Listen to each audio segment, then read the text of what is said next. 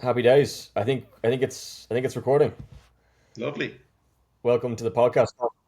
Thanks for having me in, Ryan. No worries, no worries. I know we were going back and forth a bit this week, and I appreciate you taking the time to come on and share your story. That's an absolute pleasure. Thanks again for having me. Yeah, no worries. For those that may be listening, myself and Colin, I think we met when we were around 16 years old, or back when we were teenagers. We go a We were long way in back. like kind of sister schools. Yeah, a long way back. Yeah, and since then it's been what? It's 15 years now, 14 years, I think maybe. It's definitely coming Four, up on five, that. I'd say 15. it was probably transition year I met you, yeah. So Yeah. 15 years ago. I've known you half my life. Yeah, yeah, it's mad, isn't it? Time flies. We Yeah. only had I think it was a 10-year reunion there 2 years ago from the Yeah. school, and I don't know if you kind of had yours, and Same it's as. just, Yeah, yeah. Sure, we were the same year, weren't we? yeah, 2013 graduating, so, Yeah. Well, um, don't know where the years have yeah, gone. yeah, but I appreciate taking the time. For those that I know the majority of listeners may be in Ireland, but there's some in the UK. So I'll just do a quick introduction. Colin Judge is an Irish Paralympic table tennis player who has made significant strides in the sport despite being born with one arm and no legs. Competing in the TT3 classification, he represents UCD Table Tennis Club and is coached by Sam Logue. Career highlights: European Championship. Hopefully, I pronounced that right. Yeah. LOGU. Everything's Brilliant. correct. Perfect. Career highlights: European champion, 2017. Excuse me. Judge clinched the European title in 2017, making a pivotal moment in his career. World ranking as of June 2025, he achieved a career high world ranking of eighth in the TT3 class. National champion in March 2025, he regained the Irish national para table tennis title with a 3-2 victory over Paddy Vaughan. Paralympic participation: Judge competed in the 2020 Tokyo and the 2024 Paris Paralympics. In Paris, he faced China's um, Feng Feng in the round of 16, a four-time Paralympic champion. And although he was defeated 3-0, he expressed immense pride in the experience. Personal life and advocacy: beyond his athletic achievements, Judge is also an actuary and a motivational speaker. He uses his platform to inspire others, sharing his journey and advocating for inclusivity in sports. He is represented by Wasserman Ireland. For updates on his career and insights into his life, you can follow him on Instagram and X, formerly Twitter. Judge's story is a testament to resilience and determination, serving as an inspiration to many. Thank you, Ryan. Hopefully, That's very good. Everything is correct as well. yeah. Yeah. I think your story, Colin, is one that's very inspiring and something that I think a lot of people could benefit from. Just the amount of, as already stated, the amount of resilience and determination you've showed to get to this point in your life, especially all you've achieved as well. So I'd love to know, if you don't mind me asking, going back to maybe your early years, how was that? Maybe growing up in Dublin, how did you find that? Yeah, I think in the very early days, I suppose I wasn't really aware of my disability. And I think from the very beginning, like my parents always pushed me to be as independent as possible. I think like that they knew that the world sort of wasn't going to stop for me. The world wasn't built for someone like me, and I was going to have to find my own way. And so from a young age, they always challenged me, and a memory that I always share is obviously I went to St. Michael's and you went to Blackrock College. We had a shirt and tie as part of our uniform, and my mum used to leave that shirt and tie out on the bed every morning, even though she knew that I was no chance that I was gonna be able to put it on myself. But I always tried, of course, because it was there. And I tried and tried and tried for years. And then by the age of 8, I was finally able to dress myself. And I suppose in the beginning, the obstacles, they were a lot smaller. So like learning to get dressed and go to the toilet and wash myself, they were sort of obstacles that I wouldn't say well able for initially, but I sort of found my own way, I suppose, and I figured out how to do those things. But then when I got into the teenage years, things got a lot more complicated. I became very aware of my disability, I would say. People made me aware of my disability, even if I wasn't aware of it myself. And I think they were probably the most challenging times that I had were in the teenage years. And Colin, if you don't mind me asking, why was it that in your teenage years you found it a little bit more complicated Yeah, I or think the first thing that I can remember is like when I went into the senior school. Again, St. Michael's and Blackrock College are obviously very big rugby schools, and obviously playing rugby wasn't an option for me. And I remember that was probably the first thing that I felt left out with. That I didn't have a sport, and I tried out a few different sports. Of course, wheelchair rugby was the first one, and I think I was a very competitive person back then. Of course, I am today as well. And I couldn't find a sport that I was competitive at, and as a result, I didn't really enjoy any of the sports that I tried. But I suppose I was frustrated with that initially, and then as we sort of uh, moved slightly on in the teenage years, we started socializing and mixing with girls. And that was probably one of the things that I struggled with the most was sort of talking to girls. It's difficult, I think, for any teenage boy. But when you've got one arm and no legs, I suppose in my head it was a lot more difficult. And yeah, I think it was sort of trying to get validation from girls, and I suppose not having any success with that. That was probably, I suppose, the thing that I struggled with the most in the teenage years, and probably one of my biggest motivations between behind focusing on myself and just trying to be the best version of me. And I think it was probably that alone that sort of motivated me to work hard in school and to get as many points in the Leaving Cert as I could and give myself as much choice as I could in university. And then I eventually did find a sport that I liked and that I was good at, and that was table tennis, obviously. And yeah, I suppose my first memory of table tennis was beating my younger brother at a sports camp in UCD. And I think from that day on, I felt this one it could be for me, because I was the only sport. My younger brother he's able-bodied, and I couldn't beat him at any sport. So I decided I'm definitely gonna give this one a go. So yeah, I mean, I think it was those struggles that I had with, feeling left out and around girls. I think those struggles definitely made me into the person that I've become, and definitely motivated me to be better, I suppose, and to work on myself and sort of not worry about other people's validation.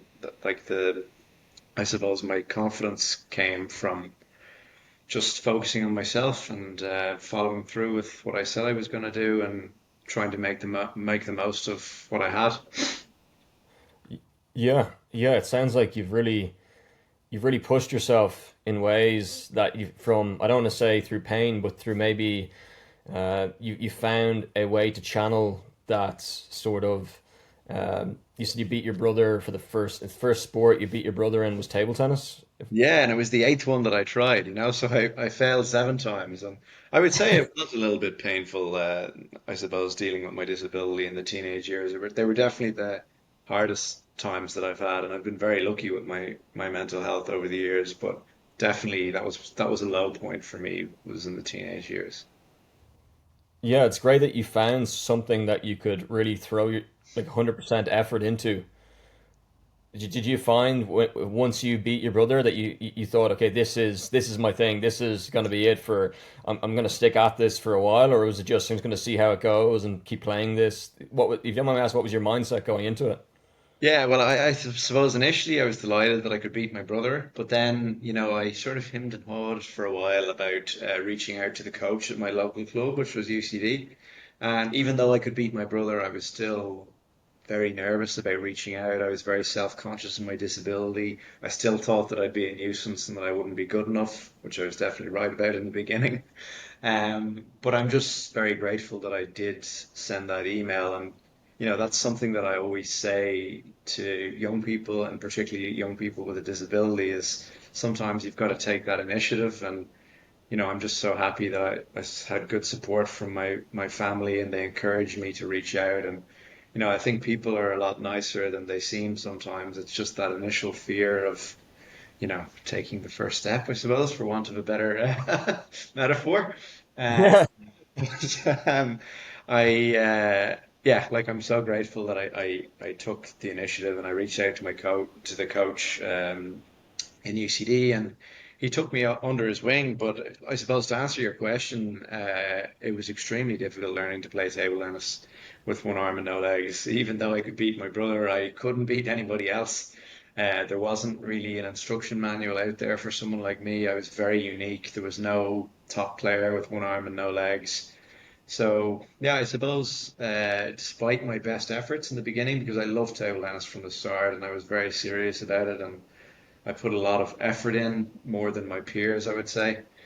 Um, but they passed me out very easily. And I think that was one of the first things that I realized about table tennis and about my life in general, was that I was going to have to work harder than those people because I was at a disadvantage and I needed to make up for it somehow. And so I think like table tennis it was more of an outlet for me in the beginning. It was more of something to do in the evening to sort of put in a little bit of exercise, to meet people, to improve my social skills. And it was only then after a few years that I finally started to improve and find my level. And I started to play with the national team then, that I started to, I suppose, take it more seriously, particularly when I made my international debut. That was very sort of inspiring and really motivated me to ramp up my training and take it more seriously.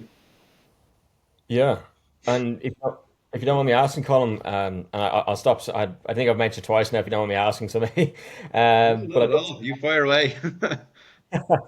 I would love to know, did you find secondary school and in college, in your undergraduate, you went to UCD in your Yeah. undergraduate? And for those maybe listening that aren't in Ireland, it's University College Dublin. It's based in the south side um, of the capital, Dublin City, and just outside in the suburbs. I'd love to know, do they support you in your pursuits? Was your goal to make the Paralympic team? Did UCD support you in that, or did you kind of have to do it on your own? No, very much so. UCD were excellent. I was on the Ad Astra scholarship, I think for 4 years, if I'm not mistaken. Could have been 3 years. Yeah. So they were very supportive. If I ever needed to reschedule my exams, or obviously I missed plenty of lectures because I was away training or competing. They were always very accommodating of that. Obviously, the facilities in UCD were perfect for me. I had been part of the club in UCD and Blackrock College. That's something that I tend to keep quiet, but that's where I practiced from a young age. Despite going to Michael's, I trained in the basement of the Jubilee Hall, and well, now I still train in Blackrock College. Yeah, 20 years later. But so that's where that would have been my club, and of course I played for that club, and I played for the national team, and I would have travelled a lot, I would say, during my university years in particular, because obviously in school it was difficult. Um, but yeah, I mean, it was definitely not easy trying to balance actuarial, which I'm sure you know that it's a very challenging course. And yeah, there was quite an expectation to, there was a lot of assignments to do, and the exams were not easy to pass. And then when you take into consideration how much time that I missed, it was definitely difficult, and there was definitely stressful times. But I would say UCD were always very good to me, and yeah, very grateful for all the support, and thankfully managed to get through it in the end. Yeah, it seemed like you had a busy schedule. Oh, 100%. But I've always wanted to be busy, and I think the success that I achieved in table tennis definitely translated into my academic life. I suppose I wasn't good at all academically, sort of in the earlier teenage years, and then when I took up table tennis, and I realized that for all the things that I couldn't do, there was a lot that I could do. I think table tennis taught me that. And then when I started to improve at table tennis, that sort of helped me build my confidence and made me believe that, if I could be a good table tennis player, why couldn't I do well in the leaving cert? I was never going to be able to match my friends on the rugby pitch, but I was more than able to match them in the classroom. Yeah, and did you find that for anyone listening that may be in secondary school now and going through maybe a similar situation as yourself, Colin, do you find that is there any tips or tricks that you would give them or words of wisdom about getting through secondary school or maybe college with maybe some disabilities, or is it go back and let's say to your younger self, would you say anything or 100%, yeah. I think the best advice that I could give is to never be afraid to fail and to never be afraid to take the initiative. Because, I just look back, like I remember it so well, the doubts that I had behind sending that first email. Like I really was terrified, and there was a time where, I think 2 or 3 months passed by between me beating my brother at that sports camp and me actually sending the email. And I wanted to send this email for 2 or 3 months, and I often wonder, had I not sent that email, where would I be? And so I think the best advice that I would give to young people is to like never be afraid to take that first initiative, that first step, to never be afraid to chase your dream. And then when you do finally get the opportunity, to never be afraid to fail, because I think particularly young people, but even as we get older, I mean, we don't like to, how do you say, when we're starting off with something, we don't really like to be seen to make mistakes. We don't like to be seen to be terrible at something. And it was definitely like that for me in the beginning with table tennis. Like I was a bit embarrassed about my level. I I just felt that people were judging me when, they weren't. It was only really inside my head. Like, of course, there's some people that are going to laugh at you, but that really just says more about them than about you. But I think that's the best advice that I wish I had known that earlier, because it definitely held me back, and I wasted time worrying about what other people thought of me. And I think, it doesn't matter what skill that you're trying to take up. And, now, for example, I'm trying to be more active on social media. And that's something that I've been terrible for over the years and something that scared me a little bit. And, I'm definitely, I would say, not good at it yet, but, I'm better than I was a few months ago because I'm making an effort at it now. And, I put that off for that's another example of something in my life that I put off for so long because I was afraid of basically looking bad. But the reality is that any new skill or any goal that you're trying to achieve, it's not going to come easily if it's a goal worth fighting for.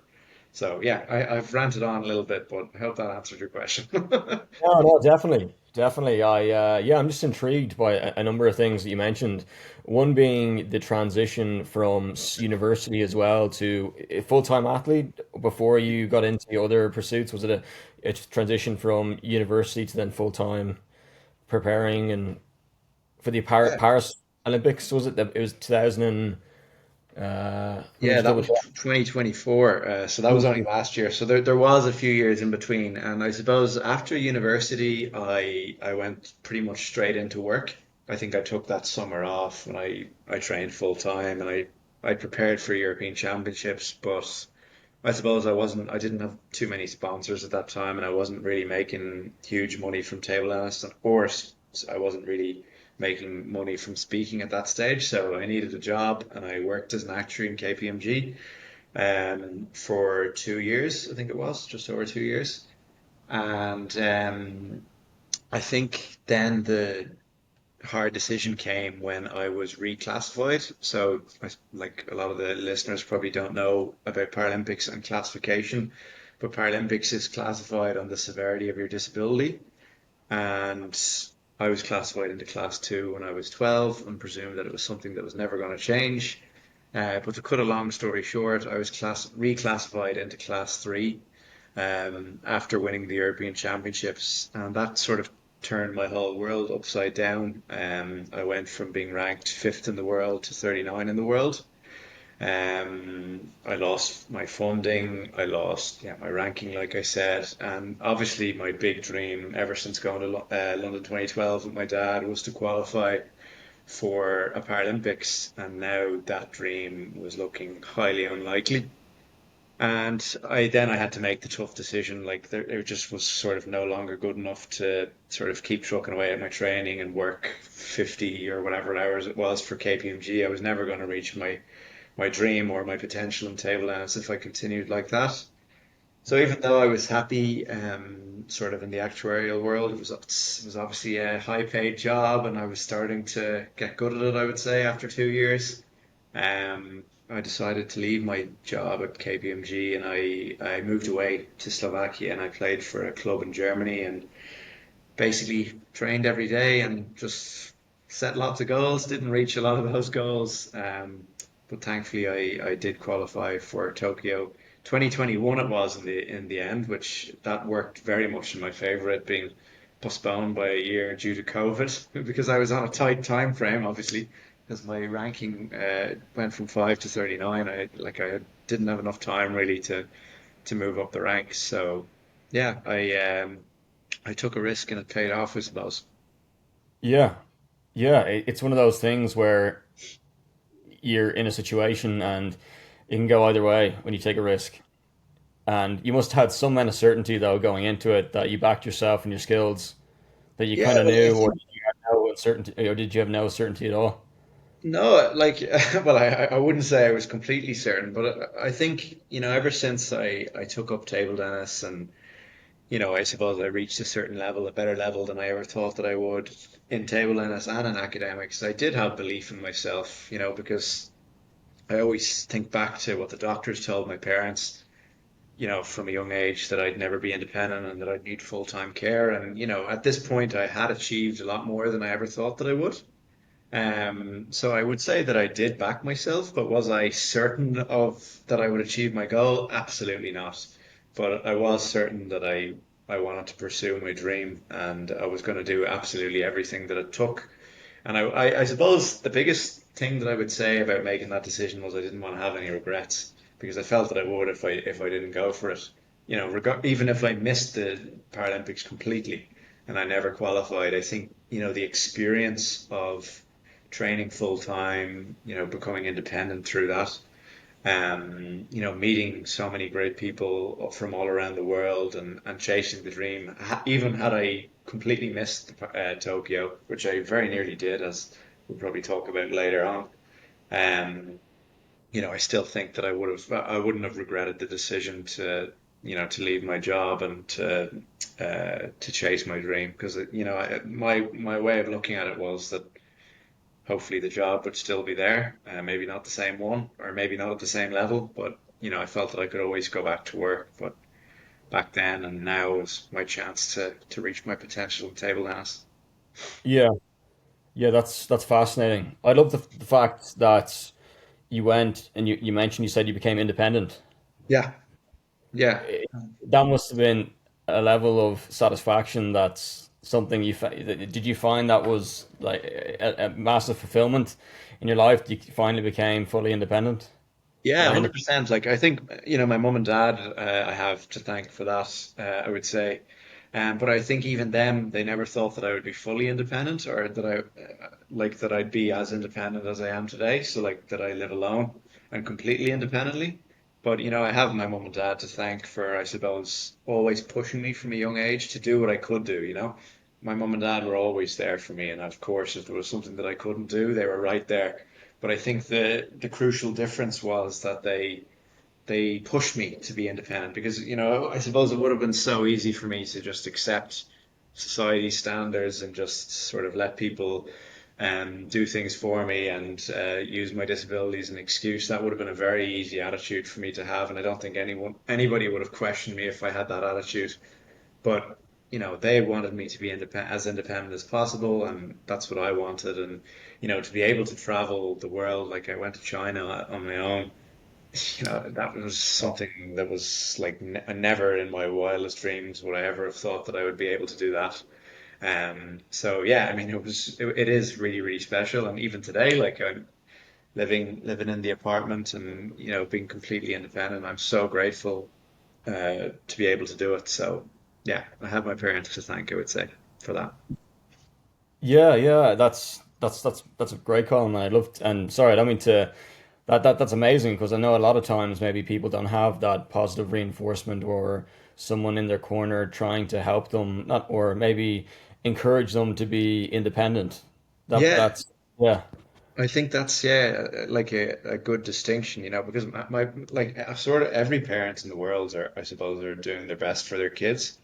But I think sometimes the parents can do too much for the kids, and then I suppose the kids become dependent on the parents. And that I suppose I'm really grateful to my parents. Like they were for them, they were always there for me, but they did push me to try and do what I could do myself. If you know what I mean. yeah, yeah. That's There's it's a probably fine tough to line. get the balance right. Yeah, Yeah. of knowing when to. It was a back and forth, or if I know this may be getting a bit too personal, the question, but I just yeah, Oh. yeah, No, so like yeah, I mean there would have been times I think maybe that they pushed me too hard, and then times where they weren't pushing me enough. But I think we found the balance over the years, and I think we knew that I could do a certain amount. We didn't know exactly what that was. We certainly didn't think that I'd be living independently, but I suppose we never stopped trying to push the boat out, and that's why I always say to people when I speak is to not live in the box that other people make for you. Make your own boundaries and never stop trying to break them. Of course, you have to know your limits, but sometimes over time your limits can change, and you can find a way. I never thought that I'd be able to do the ironing or the washing, but I found my own way. And am I good? I'm probably not even that good at it yet, but I'm getting better. And the only way that you get better at these things is through doing them. And yeah, you know, maybe over time you'll realize that you can't do it, but you're never going to know until you try. yeah. I like that a lot. You never know until you try. It's kind of one of those. Yeah, it's a great Yeah, saying. 100%. Like, yeah, and sometimes you try one way and it doesn't work. But then you take the learning and you try a different way, and maybe you've a better chance then. Yeah, yeah, yeah. And do you find that when you're just for those that are listening or maybe tuned in a little bit later into the podcast, once you went from the European Championships in 2017, that was after UCD or that was Hmm. during UCD or Directly after UCD. Yeah. directly after? Yeah. And then you went to the national championships, and then the Paralympics was in 2020, and then in 2025 you achieved a high career high of eighth. You're eighth in the moment in table tennis. Yeah. Yeah. Yeah, Um, my best ranking ever. wow, yeah. So you're on, yeah, right now. You're you must be excited about the future then, table tennis wise, to try get to the. Must be a lot of potential still, or not potential, but maybe potential, but a lot of room to grow still because you probably get to top five or. Yeah, I think that's definitely my goal, Ryan. I'd say I'm playing my best level ever these days. I have my coach Sam Logue to thank for that. I think we've been working together about 3 years now, and he's really really brought me on, and we have a very good relationship. And like I said to you just before we started the podcast, I've a few international events coming up now, and I'm in really good shape, and I'm just really looking forward to testing myself on the big stage and seeing where I'm at. But it's been quite a successful year so far. I've sort of been consistently third place, like so bronze medal in I think all of my international events so far. And I obviously won the nationals against my teammate Paddy Vaughan. He's a very good player and one who's gotten the better of me the last couple of years. So it was nice to take my title back. But yeah, I think we've been doing a lot of good work, and yeah, I think the future is bright, and there's gas left in the tank where before I never thought that there would be. Yeah, yeah, that's it. And do you have a if you, and do you have a time frame? Maybe not time frame in mind, or do you just want to keep playing for the next 5, 10 years, or do you have a kind of time frame where you'd like to? Yeah, like I would say, I am taking it year by year. LA is obviously my end goal, but I think as long as I'm enjoying playing table tennis and as long as I'm good enough to compete at the top level, I can't see me giving up today or tomorrow, because I am really enjoying it and I know that I'm getting better and I feel that I'm not done yet. Is Yeah. would be the shortest answer that I could give. Yeah, 2028 in LA is a very exciting time. Do you have many, is that the conversation you're having now with your coach for the future is kind of a full focus on that being the number one goal? Yeah, I mean, like that's the end goal, but the thing that I always say about setting goals is that, that's the long term, but I think the short term goals are more important because otherwise we can get sort of very disillusioned and I think lose our motivation very quickly if we look only at LA. I have to become a better table tennis player before LA 28. I have to continue moving up the rankings in order to ensure that I qualify. But more important than all of that, I need to test myself day to day and week to week. There's always something that you can work on with table tennis. That's why I love it. It's such a complicated sport. But I think for me and my motivation, especially at my age, considering I've been playing 20 years now, I need those smaller goals and those little focuses to sort of keep me going on a week to week basis. Otherwise, if I was only thinking about LA 28, well, sure, I'd probably give up table tennis. That's 3 years away. So to answer your question, LA, of course, it's at the Paralympics and LA. I hope to peak in 2028, and it's the pinnacle of our sport, of course. But there's a lot of hard work and a lot of sort of big goals to try and conquer before that the LA 28 games comes around. Yeah. Yeah, and to add to that, you're also doing beyond your athletic achievements, which I mentioned earlier. You're an actuary, which is phenomenal that you went from university to European Championships, full-time athlete. Well, were you part-time athlete as well as an actuary, as well Yeah, as for the part? Oh wow. it would have been semi-professional, I suppose, at that Yeah. stage. Yeah, and then like I explained earlier, I made the leap to go fully professional. Yeah, yeah. Were you an actuary for a year, or was it a year, two Yeah, it years? was probably it was 2 years. Yeah, I an actuarial analyst was the, I suppose, qualification that I got in the end. I did 11 of the 15 exams. The exams were very, very difficult, very challenging while to study while working on top of my training. They were probably some of the most challenging times that I had balancing, I suppose, sport and academics. But yeah, I mean, looking back, who knows what will happen in the future? But for now, I'm very happy being a full-time athlete and trying to reach my potential in table tennis. I feel like I owe that to myself and to all the people who've supported me. Yeah. Nice one. And I'd love to know then the motivational speaking. Did that come as a consequence of the work that you were doing, or you're becoming a world ranking, or the Paralympics? Did it come after that, or was it mainly when you? Sorry, I think the camera's cut out for a sec. Oh no, it's back. My bad. Yeah, no worries, no All worries. good. That could be my connection. Problem. No worries. Yeah, I'd love to know about the motivational speaking when that came into your life. Yeah, so that's a good question. I would say it came in pretty early. I'd say in my late teenage years was when I first started speaking in a group. Back then, I think, I never thought anybody would want to hear my story. I was, like most people, I was terrified of speaking in front of a large group. But I distinctly remember playing an able-bodied Leinster League match in Dublin. At this stage, I got to a reasonable level.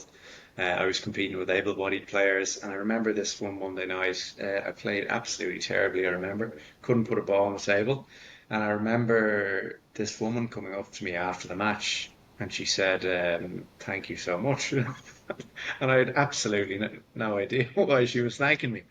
But she went on to say that before her son and daughter saw me, that they never wanted to be involved in sport, and now that she couldn't get them away from it. And I was completely taken back. I couldn't believe this. And then she went on to say, how inspirational I am, playing table tennis with one arm and no legs. And it didn't matter that I lost tonight, but that my positivity and my hard work was sort of very inspirational for her two kids. And, I remember being absolutely blown away by what she said.